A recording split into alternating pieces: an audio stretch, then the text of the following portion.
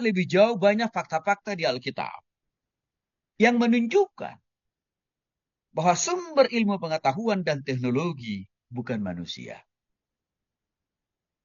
tetapi Tuhan. Apa buktinya? Apa contohnya? Yang pertama, dalam Mazmur 102 ayat 26 sampai 27, ditambah dengan Kejadian pasal 1 ayat 1 sampai 31, Bapak Ibu silakan baca sendiri ya nanti ya, karena nggak sempat kalau kita baca semuanya, waktunya kurang. Di sana dijelaskan dengan secara lengkap dan komprehensif, Tuhanlah yang menciptakan langit dan bumi serta isinya. Siapa itu isinya?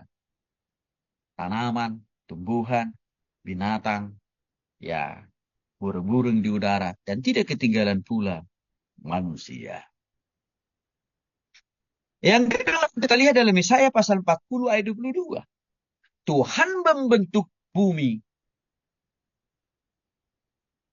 bulat. Dalam bahasa Ibrani-nya, cung.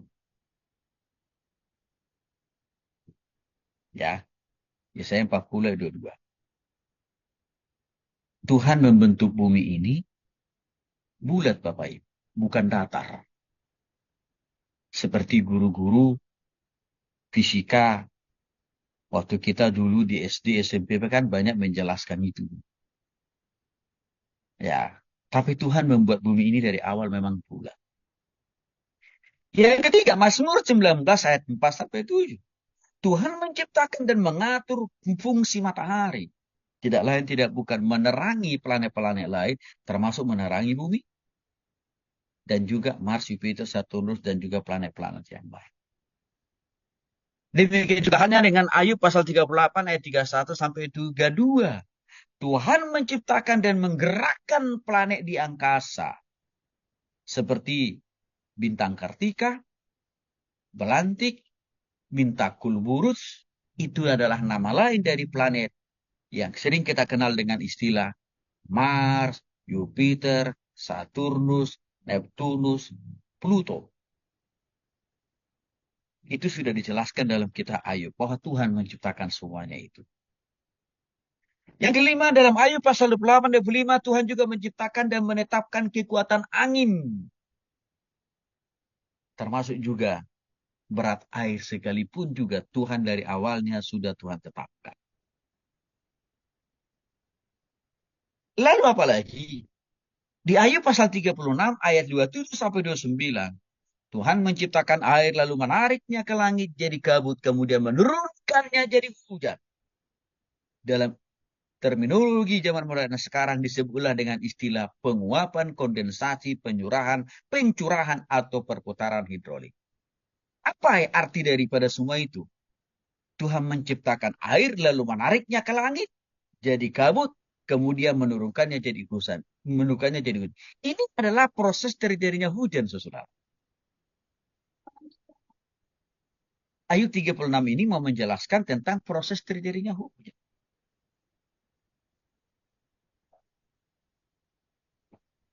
Artinya hujan itu tidak sekonyong-konyong. Turun dari langit ke bumi hanya proses alami. Tidak. Tapi Tuhan yang membuat menariknya ke atas jadi awan.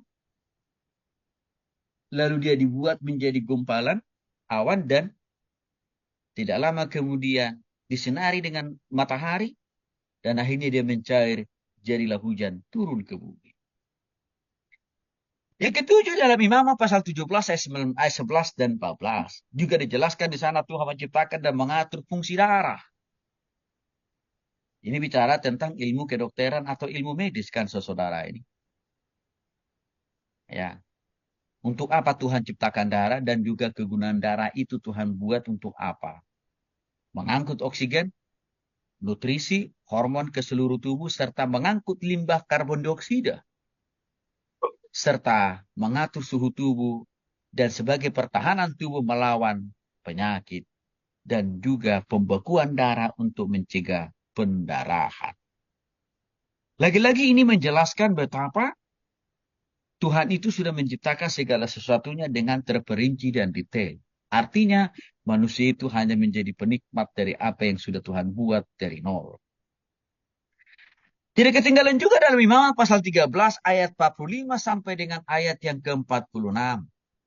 Di sana dikatakan Tuhan menciptakan dan mengatur pentingnya isolasi. Ya,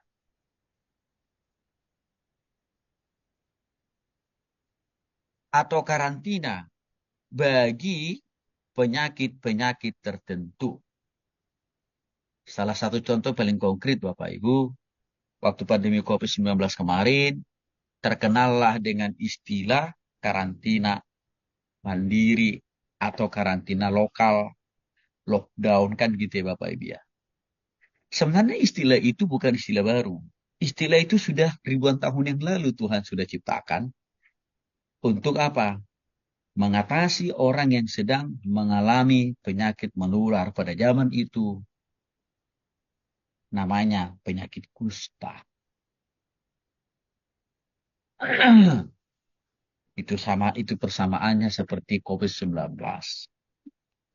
Sudah diberlakukan yang namanya isolasi mandiri atau karantina mandiri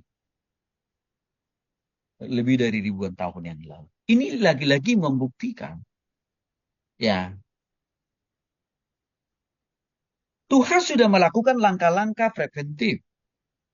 Bagaimana mengatasi jenis sakit penyakit yang memiliki daya tular yang sangat tinggi. Dibuatlah aturan yang disebut dengan namanya karantina. Yang kesembilan dalam Ulangan pasal 14 ayat 21 dan juga Ulangan pasal 23 ayat 12 sampai 14. Lagi-lagi Tuhan mengatur makanan yang layak dikonsumsi. Ambil contoh. Kita dilarang dalam Ulangan pasal 14 ayat 21 dan juga Ulangan 23 ayat 12 sampai 14. Tidak boleh makan bangkai